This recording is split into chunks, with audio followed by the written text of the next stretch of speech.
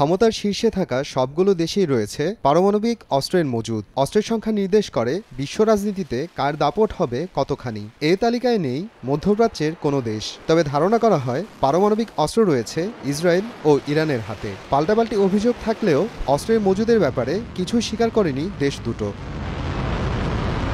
Israeli হামলায় Hamas প্রধান ইসমাইল হানিয়া এবং হিজবুল্লাহ প্রধান হাসান নাসরুল্লাহ হত্যার প্রতিশোধ নিতে অক্টোবরের শুরুতে ইসরায়েলে ব্যাপক ক্ষেপণাস্ত্র হামলা চালায় ইরান। এর জবাবে অক্টোবর মাসের ২৬ তারিখ ইরানের অভ্যন্তরে পাল্টা হামলা চালায় ইসরায়েল। হামলায় পরমাণু অস্ত্র নির্মাণের জন্য প্রয়োজনীয় খুবই গুরুত্বপূর্ণ কিছু সরঞ্জাম ও যন্ত্রপাতি ধ্বংস করা হয় বলে দাবি করেন ইসরায়েলি ও মার্কিন কর্মকর্তারা। হামলার বিষয়ে প্রথমে নিশ্চুপ থাকলেও ১৮ নভেম্বর ইসরায়েলি পার্লামেন্টে বক্তৃতায় প্রধানমন্ত্রী বেনিয়ামিন নেতানিয়াহু স্বীকার করেন যে ইরানের পরমাণু কর্মসূচিই ছিল ইসরায়েলি হামলার লক্ষ্যবস্তু, তবে হামলার বিস্তারিত জানাতে অস্বীকৃতি জানান তিনি।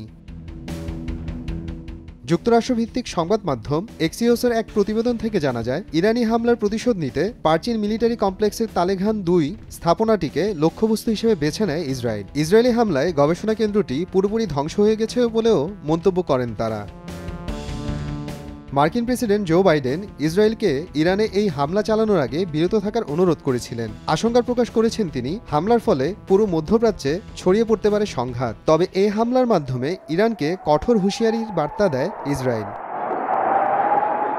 ইসরায়েলি কর্মকর্তারা দাবি করেন, এই হামলায় ইরানের পরমাণু কর্মসূচি এবং দূরপাল্লার ব্যালিস্টিক ক্ষেপণাস্ত্র নির্মাণ প্রক্রিয়ার বড় ধরনের ক্ষতি হয়েছে, যা ইরানের ভবিষ্যৎ সামরিক সক্ষমতায় প্রভাব ফেলবে। সত্যিই কি ইরানের হাতে ছিল পারমাণবিক অস্ত্র? তা নিয়ে রয়ে গেছে এখনও ধোঁয়াশা। ইসরায়েলের পক্ষ থেকে জোরালো দাবি উঠলেও তা নিশ্চিত করতে পারেনি কোনো মহল। মোহাম্মদ আফরানুল ইসলাম, সময় সংবাদ।